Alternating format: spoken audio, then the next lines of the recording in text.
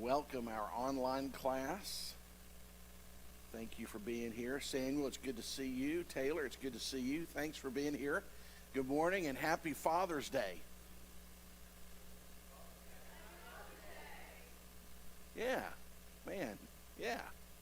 So I've been doing a lot of fathering this last week, so it's good that the holiday arrived, So, but it's good to see you guys. Glad that you're here. I understand Mother Nature pitched another fit last night. Listen, we may need to get together and do an intervention for her. She needs to be on meds. And we might need to inpatient her. Yeah, I know, but man, that round, what was it, Thursday night? That may have been some of the worst weather that I remember. And it just kept coming. What's that? Yeah. And then I was just hoping I didn't get one of those hailstones, because I would hear one every now and then, and they would be bigger sizes. I was like, I woke up and I said, Lord, just protect what's yours. No use of me worrying about it. I can't do anything, So that's why I have insurance. It won't cover it all, but So, but anyway. It's been a great week. I had a chance to visit with Buddy last evening. He says hello and sends his love and his best wishes. He was in a good place yesterday. His pain management was in a good place, and he was in a good place. So they're waiting first of the week. I don't know if it's guaranteed tomorrow. They're going to do a procedure. There's a drain tube that's not functioning properly. They're going to try to correct that. And if they can't correct it here, then they believe he'll end up going back to Tyler, to the surgeon who installed the equipment. So he's currently in Greenville, room 404. So, yeah. Did you like installed? Did you like my use of the word installed? Yeah. Inserted, installed, equipped, retrofitted. Good morning, Jason. Thank you for being here from the land of enchantment, New Mexico. So, one of the things that a lot of times you may not think about is how busy your church campus is. A lot of times you guys go and you go do your week, and that's awesome, but your campus is working. So this week, this is what happened here. So we had church a week ago. Seems like just yesterday, doesn't it? Or is it just me? So we had church a week ago.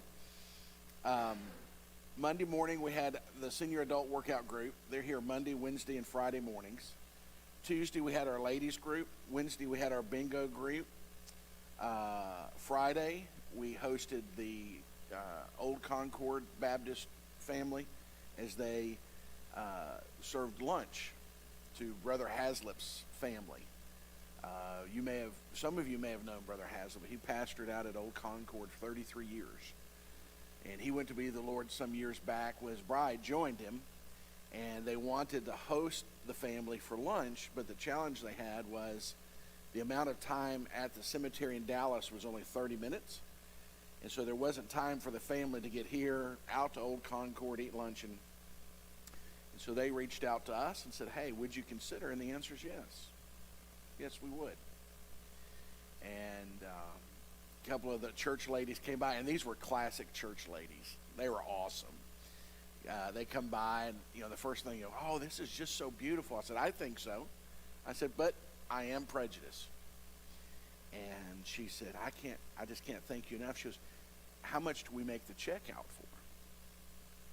And I said, well, ma'am, you can't put a price on love. I said, this is the church being the church. I said, I knew Brother Haslip. He was a friend. And no, ma'am. I said, thank you for your offer, but no thank you. You come and you make yourself at home, because this is home. And so they were here Friday, and it's just wonderful. I wish you guys had the opportunity to come and be a part of those events, because it's your campus, and it's you're an extension of you. And So they were here. And then yesterday morning we had 19 at men's breakfast. And that was good. And just so was it 6 out of the 7 days we had something in the Commons building. It's been. Oh, that's right. I forgot about that. Yeah, the showers and all that. Mm-hmm. Yeah. And they had a crowd, so it's been a very busy week. But that's the way I like it. You know, the work's being done and campus is busy. So if you're wondering, is it a little more dark in here today? The answer is yes. One of our 4 light switches decided to go to heaven. Well, you know, if it was a believer, I mean, it was in church every Sunday, but I don't know, right? And so it happens to be the one that controls those 2 lights and those 2 lights. So you guys get God's lighting today. So it's all good. All right. Oh, let me also say this, Jeffrey. You have next Sunday off too, because there's no way I'm getting through all this today. So you're being bumped to next month. Yes. So I intended to be finished. There you go. Well, you know how it is. You get in there and you don't want to get out. So could someone remind us of the 2 judgments that awaits all of humanity? What are they called? The Great White Throne Judgment. And who's that for? Unbelievers. You don't get there? All right. Easy, Chief, easy. I got next week too. The Great White Throne Judgment is for those who have not trusted Christ as their Savior. There is no negotiation, no bartering, or no changes. Now, would it be simpler? Maybe. Would it not pang your heart so much? Maybe. But those that stand before the Great White Throne Judgment, like Jesus said, I don't come to judge the world because we're judged already. We're sinners. Christ didn't come to make us sinners. Christ came because we're sinners. So the Great White Throne is for those who will pass from this life and be judged by the Lord for eternal separation from his fellowship and presence. And then the Bema seat is for us as believers. We do give an account for how we live this life. We do give an account for how we manage what God gives to us. And last week we referenced the parable of the master who gave the servants the different number of talents. He says, take these and do well with them. Bless me. And the first one doubled it, the second one doubled it, and the third one said, he went and hid it because he was afraid of losing it. And that says to us is we're not all equally gifted, right? Listen, I'm just telling you this. Those of you that can love and minister and not lose your ever-loving mind dealing with kiddos, especially when they just kind of go crazy. Kids do that sometimes, right? Children's ministry isn't my strength. I love kids. Kids are the future of the church. I've told the story, and Courtney's here now. She could testify. So after Sunday, it's kind of quiet around here, but one of the wonderful things is you can walk around, and on the glass, you can see little handprints from the handles down, little handprints. And there are some that may get, kind of wrapped around the axle about that, but I'm not one of them. Because those little handprints means children, and children means families, and families mean life. And I love that, and I think the Lord loves it. I do get a little nervous. I'm at a place in my life where I'm living with risk management, moving ever forward in my brain. So I love it when I see the kids out here just having a great time. I want kids to love to come to church. My little granddaughter still invites kids from the playground. Do you go to my granddad's church? And but I love to see them out here playing and having fun. Now there's a part of me that goes, it's not going to be fun when one falls down and goes. But you know what? Those kids don't think about that. Well, you have you have more balls in the hopper, but yeah, it's all good till someone cries. Yeah. I ran into that at For the City at lunch, and I'm like, it's all good till someone goes to the hospital. But anyway, so we see that there will be an accountability for us, and that accountability, depending on where we are, how we feel, and quite honestly, how we're living, is either a blessing or less than a blessing. Now, let me ask you this. Who determines the quality and the quantity of your work as you stand before the Bema seat? The Lord. That's right. Are you a candy guy? All right. See, we give out Smarties because we want to be more smart. Yes, more smart. More smart. We want to be smarter-er. You like that one? Copyright. But one of the that's right, Greenville at its finest. One of the things we have to be reminded is this. Yes, we do have accountability from other believers. We do seem to get accountability from unbelievers, but ultimately the Lord is our judge. And as we're going through our lives and as we're processing through our ministry, yes, I am interested in what other people think. Yes, I am interested in how they perceive it and all those things. But ultimately, the Lord is my judge. And I have to ask myself, Lord, what would you have to say about this? And there are some days in your life, if it's every day or every now and then, for me, I go home and the last thing I look at night is this ugly mug. And there are many nights I have to ask myself, Lord, would you be happy with the day I have led? Because I can tell you there's times when I don't feel like I've done enough. I don't feel like I've done it best.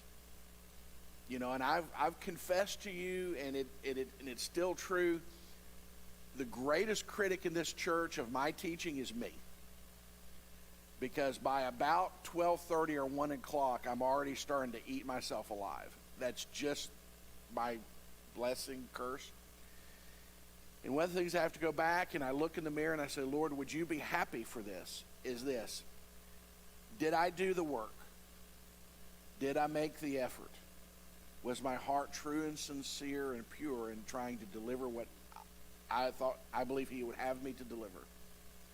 Did I try to deliver it in such a way that it was clear, understandable, and applicable? And if I can go through that punch list, you know what? It doesn't matter how I feel. Bible says what? Our feelings are given to us by the Lord, but our feelings can betray us. If I can go through that list and I can say, yes, Lord, I did this and this and this and this. Lord, I did everything I believe you'd have me to do. Then my opinion of my productivity isn't valid. Because ultimately what? The Lord's in charge of the increase, right? We deliver the word, we deliver the message in word and in action, and then ultimately what? It's the Lord's responsibility for the increase. So last week we got to the first crown. Does anyone remember what the first crown is?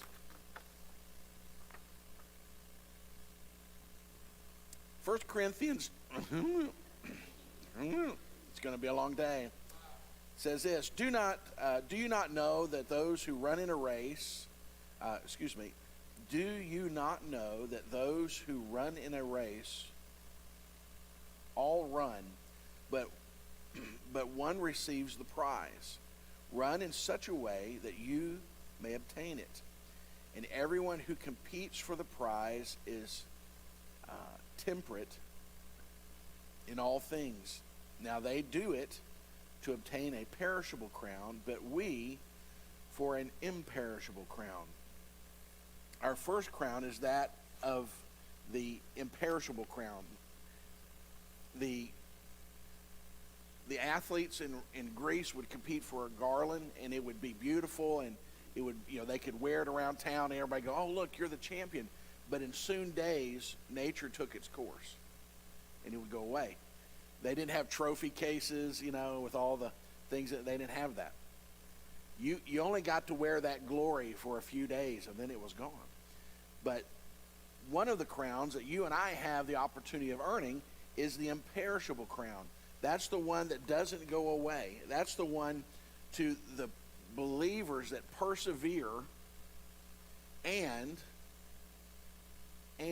persevere properly. There's a difference between a person who becomes a believer in their 20s and lives to their 70s, but you know what? Their maturity level, their love level, their service level, their giving level never matures. It never changes. They're infants. They're still on the milk, as the Bible says. And they can live 6, 7 decades in the faith, and that's beautiful. Praise God, heaven's their home. But, or you have those who regularly, it's an up and down relationship. They're strong in the Lord, and then they fall out and go live like the world for a little while, and they come back, and so there's this kind of thing. The Lord, in my mind, the Lord wants a nice, steady progression upwards, because we used to take kids to camp, and the kids would go to camp, and it's wonderful, and they all get fired up, and it's a wonderful place. But the challenge is what? When you get home.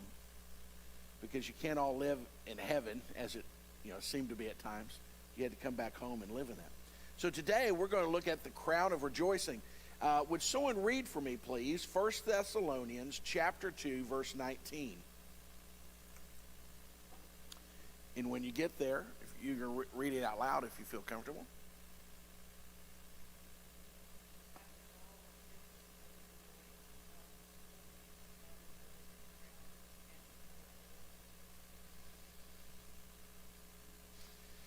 The Apostle Paul goes on, he tells the Philippians in 4:4 to rejoice always in the Lord, for all the bountiful blessings of our gracious God has shown upon us. So we see the crown of rejoicing. What does rejoicing look like to you? When you hear the word rejoicing, what picture comes up on your TV screen? Woohoo! Okay. All right. Oh, bro. He didn't even flinch. I mean, he was going to take that first base. He just, so. Okay. We think maybe hands in the air, waving like we just don't care. Sure. But what else do we see when we think of the word rejoicing?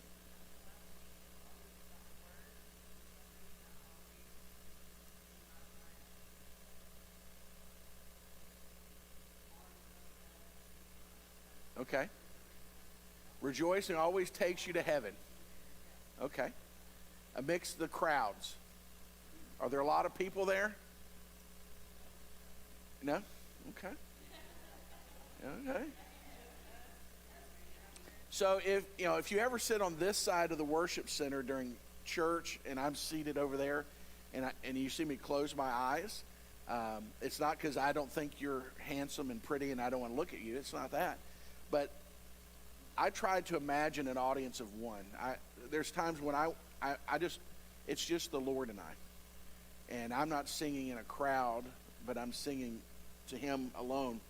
But what else does rejoicing look like on that picture screen in your mind? Happy. A smile goes a long way, doesn't it? A smile can change things. Yes, ma'am? Contentment. Okay.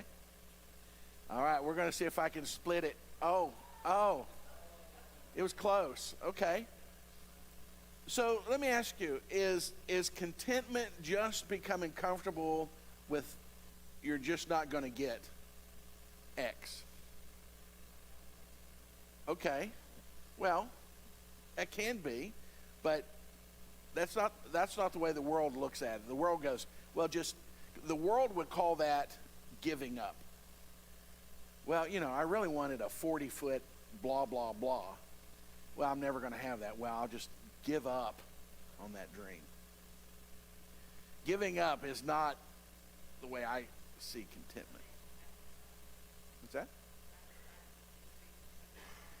Being satisfied. Okay. Yes?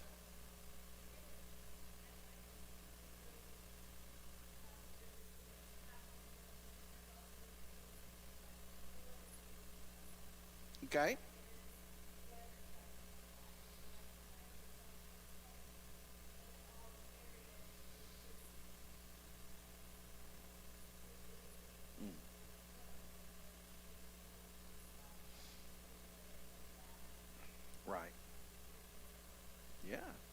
You can. Yeah, we all know each other. And without Jesus, we all know where we might be. God help us. And so, yeah, we can rejoice in who we're not. We can rejoice in who we are. We can rejoice in what our lives are not at this moment. If you ever just want to really go ahead and push someone over the edge, whenever they're, they're just griping because, I cooked dinner for my wife last night. That means I picked up tamales. It's been a long weekend. My son moved into his apartment in its penthouse, 3rd floor.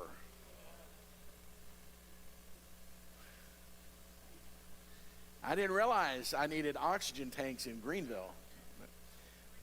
Yeah, he's over behind Home Depot in the new ones, Cross Timbers or something. They're nice on the 3rd floor.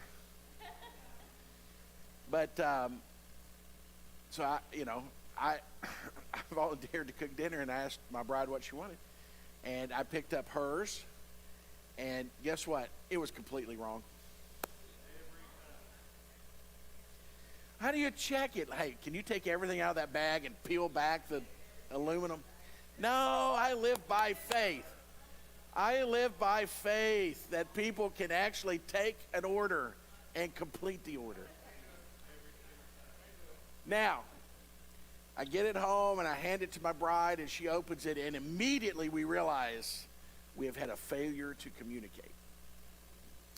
Now, to my bride's credit, she ate them and enjoyed it. It wasn't what she was expecting, But my bride's attitude is this: I'm eating. And not only did I not have to go out, hunt it, kill it, clean it, cook it, but someone brought it to me, right? And that's the reason I don't get wrapped around the axle about fast food.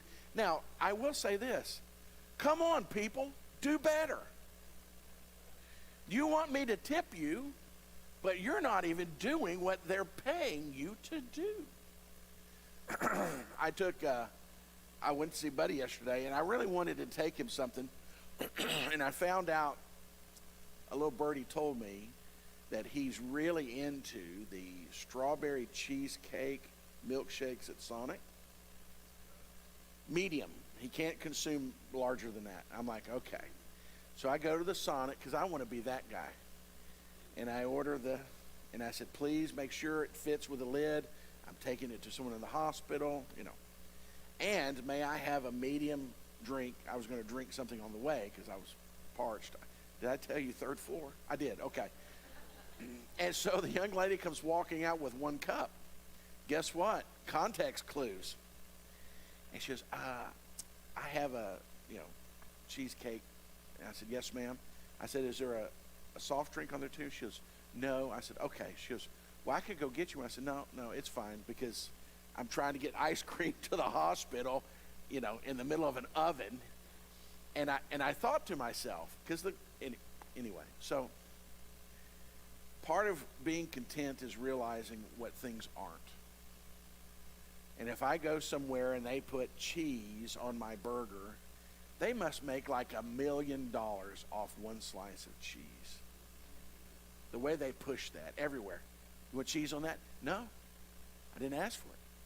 You sure you don't want cheese on that? But contentment is realizing that I live at a time and in a place where I can pull up alongside of a building and they hand me food through a window.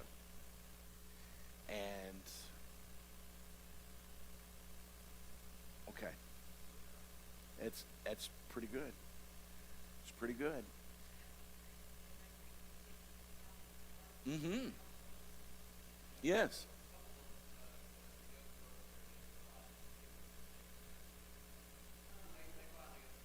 Did they? Yeah, don't name it. Oh, they cooked the head also. Intact. Whole chicken in. Listen, they are streamlining process. Yeah. So listen, today, if you go out to eat and your order's not quite right, think of that boiled chicken.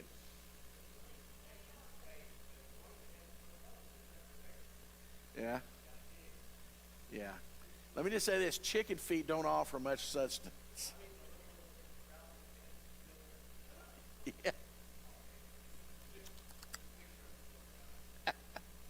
Hey, it's when you invoke the missionary prayer, Lord, I'll get it down. You keep it down. Yes. Yes.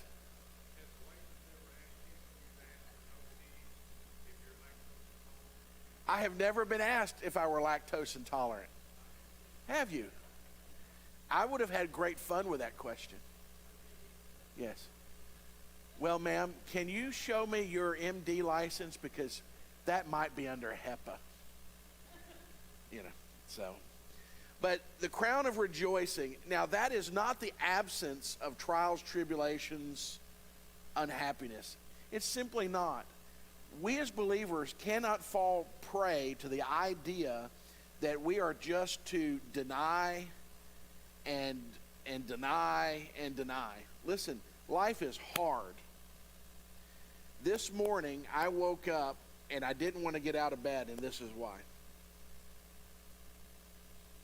I was having a wonderful dream.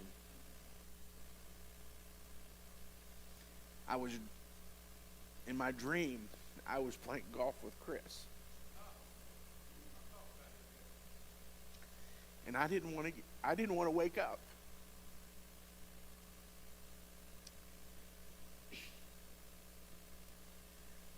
As Christians, we are not called to fake it till we make it. You can rejoice in tears. I've seen it time and time again. This family that we served on Friday, I welcomed them on behalf of you, and I said, we're so honored to have you, but we're so sorry for the occasion. And the son goes, sir, he says, don't mourn. This is a wonderful day because, she is healed, they're reunited, and yes, it's true. But the crown of rejoicing isn't that we as believers can make our lives such a way where we never have trials, tribulations, uncertainties, or sadness. You can't avoid it. Now, you can not compound it. Anybody see the head football coach for West Virginia? Third all-time winning. He's won the third most games in college football. He resigned yesterday. You know why? Second DWI. Guess what? 100% avoidable. Now, he didn't accidentally over-medicate. It's not that. And that's a different thing. He didn't take a medication that was new to him and it interacted with him wrongly. That's a thing. It's not the thing. No. He earned it the old-fashioned way. One elbow at a time. And threw away a life's career at 72. Now, 72 isn't that old. But guess what? For the rest of his life, he might be the third most winningest coach, but he's also the guy that didn't finish well.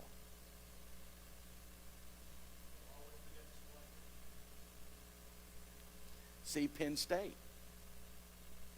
Hey, it is not always where you begin. Everyone begins the race in a staggered start. But it's the way we contend. But greater than that, it's the way we finish. The crown of rejoicing is daily wrestling to that place of, I'm content. My life is so full of gravy, you can't even find the biscuits and the sausage. I should have died when I was 11 years old. I should have. Subsequently, there were a couple of occasions at my own choosing. That's a different story. But I have so much gravy. For me to be anything less would be wrong. And so this crown of rejoicing, joy, contentment, peace, love for people, gratitude, generosity. I think one of the greatest symbols of rejoicing is generosity. You know, I've had that conversation with my son. He's working now, making a living. He likes making money, Jeff. He does. You know, he worked all those years doing, clinicals and 40, 50, 60 hours a week for free. Well, actually, he got to pay for the privilege quite handsomely. But he likes making money. And I said, son, man, God bless you. I said, be wise, be frugal, be generous. I said, never forget to give. That is one of the elements in our lives. If we clench, speaking of money, but anything else, we can't fist clench our cars and our houses. We can't fist clench our titles. Listen, all those things are wonderful. They're blessings, but they're tools and they're temporary. My son-in-law and I wrestle. He still has a stage of life where he's just buying a car. He's not buying an investment car, right? Not many people get those at early 30s. The investment car. And I've been trying to help him understand, son, this car is nothing but a tool.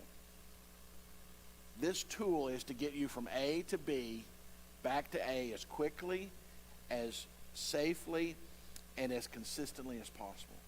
It's a tool. It's a diminishing value. They all look the same from behind the wheel. And I'm going to tell you what, if you got one that's paid off, it rides real nice. It just rides a little smoother. But the crown of rejoicing calls us to live our lives with open hands. And yes, it's not the clenching of things, but also it's an open hand of gratitude. Like I said the other night, I woke up at the third time the storms came through, and you could hear a little bit of hail. You can hear all that. And I just said, Lord, just protect what's yours.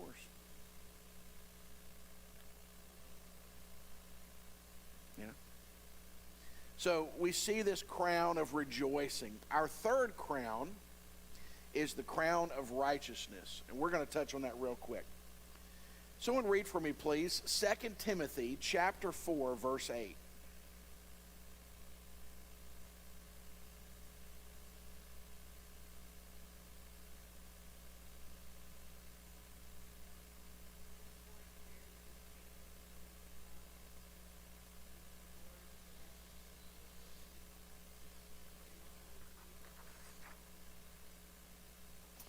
All right. So, what is the difference between righteousness and unrighteousness?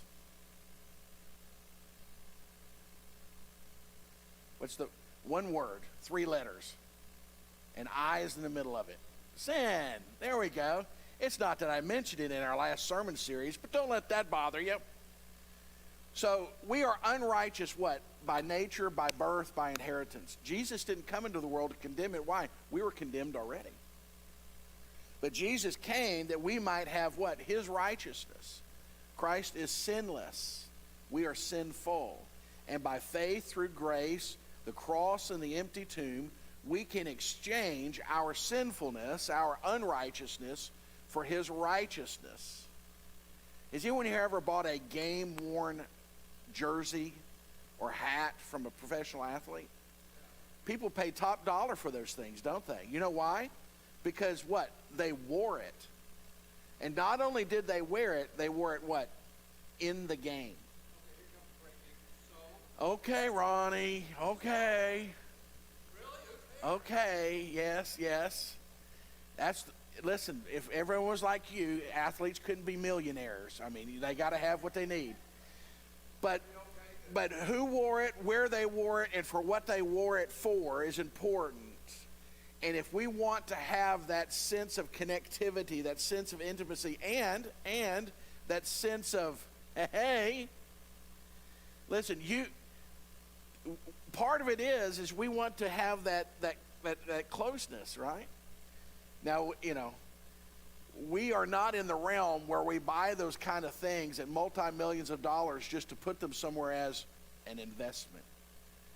If we've got something, we want to share it. We want you to see it. We may tell the grandkids, don't touch that or I'll break your hand.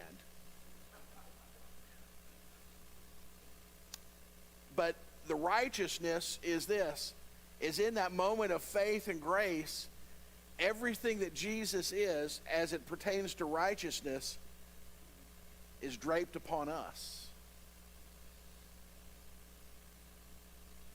And what did we do to deserve it? Not one thing. We believed upon Jesus, but the Bible even says this, that no man comes to the Father lest the Spirit draws him. And we're not going to get into Calvinism today, Ronnie. I'm sorry. We're going to have to set that to the side. But the Bible teaches us that even the faith that we exercise that gives us the right to receive the righteousness of Jesus is a gift unto us. And so the crown of righteousness is what God has given to us by faith, but it's also a crown that we earn as we live that righteousness out before people. Now here's the thing, do you have to bat 1,000 to receive and to earn the crown of righteousness? Do you have to be perfect? No. We can't. What's that, Smitty? There's the word. Consistent and persistent. I'm sorry, you held the coffee cup up and I was distracted.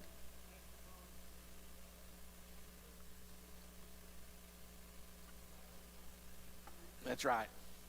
Well, we're going to talk about nicknames today.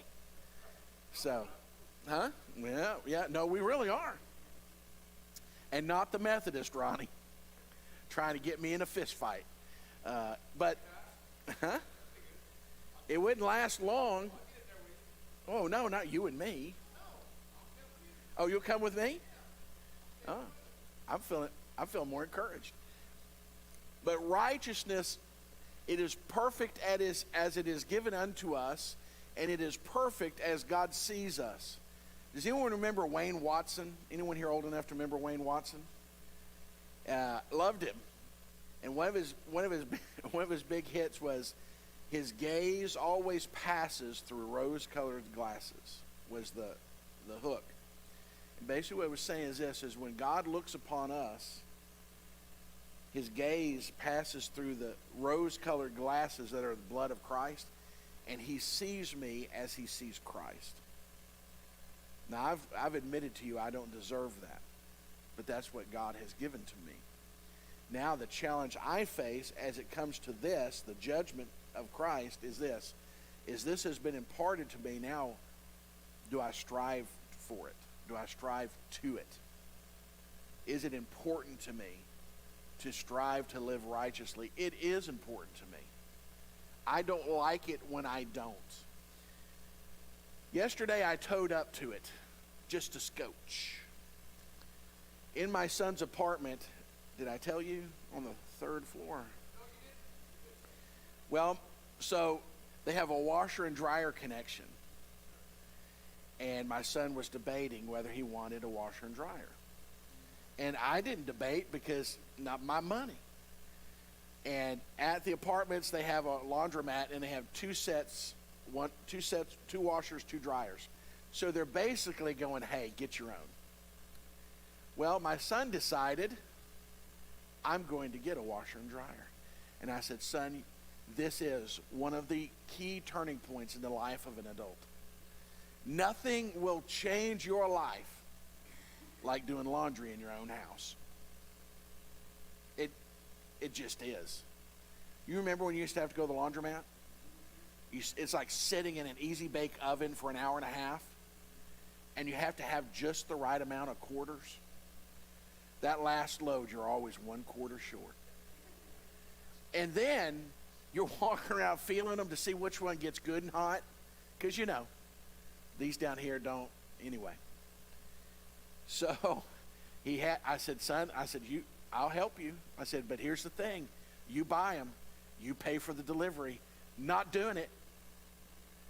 So the delivery man comes, and he gets the dryer to the 3rd floor, but he taps out on the washer. I don't blame him. But in his apartment, where the exhaust is, the part that sticks out where they put the hose on is missing. And so the guy and I go and I look at him like, okay, well, I already said it was Lowe's, so I can't give them any more anonymity than that. So I go in and I'm explaining to this individual, I need to replace this. And all they wanted to give me was the company line. Oh, no, it's there. All they have to do is to put the hose on. I said, I understand what you're saying. But the part that the hose attaches to is not there. Oh, well, let me show you. Walks me over, picks up the hose and the clamp. No, they'll put this on. I understand what you're saying. I'm very familiar with the process. But I need to be able to insert into the exhaust with the lip for that. And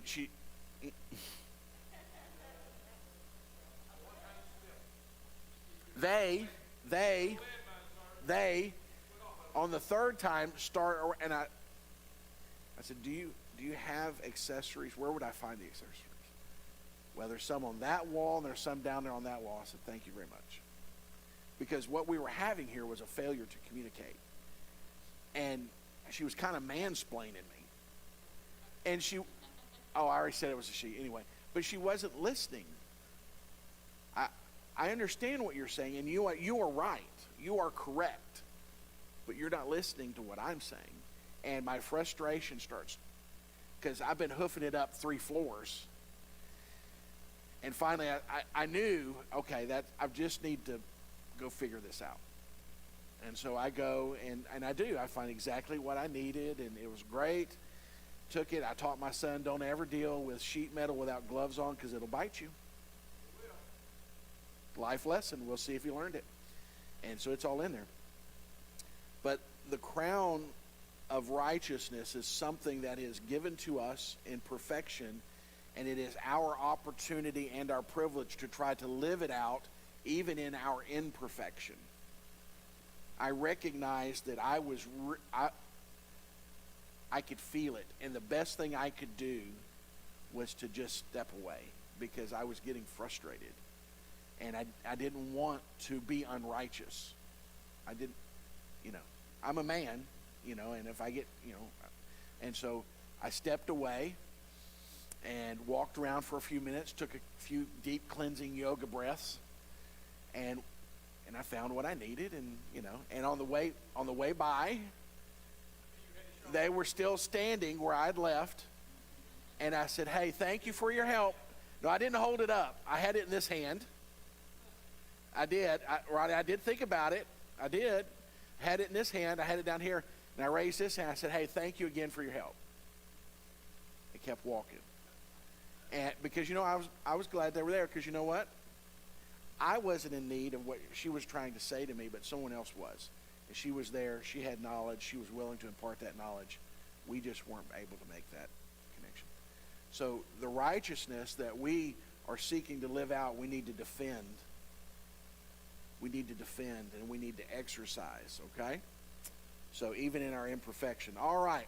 Well, let's take 5, and we will reconvene. And thank you, everyone, for being online. Dad, it's good to see you.